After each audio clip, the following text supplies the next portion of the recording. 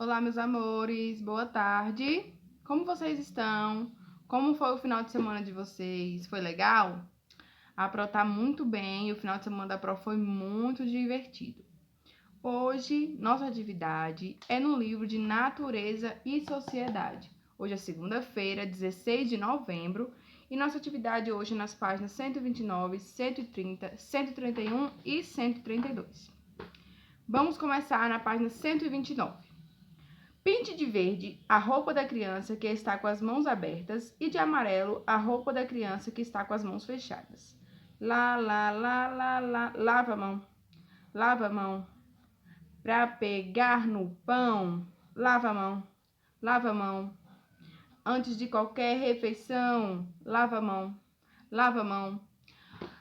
Antes de comer, a gente tem que lavar as mãos. Para beber água, temos que lavar as mãos. Antes de chupar um pirulito, temos que lavar as mãos. A menina que está com a mão fechada, vocês vão pintar de amarelo. E a que está com as mãos abertas, vocês vão pintar de verde. Página 130.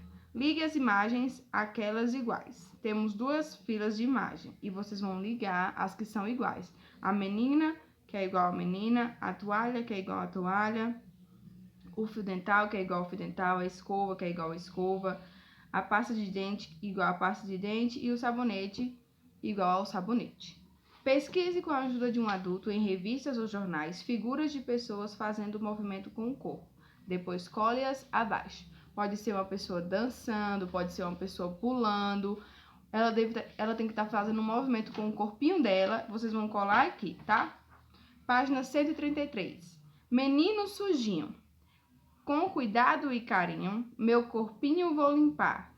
Para ser um bom menino, eu preciso me cuidar. Menino sujinho, eu não quero ser. Se você é, parabéns para você. Pinte a imagem. Vocês vão pintar a imagem do menininho tomando banho, tá bom? E hoje nosso assunto foi corpo humano, mas também foi higiene.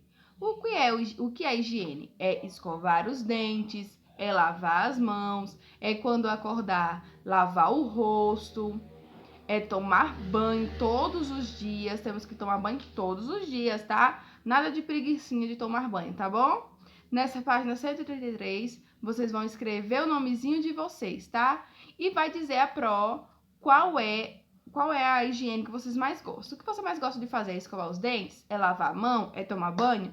Você vai dizer lá pra Pro, lá no grupo, tá bom?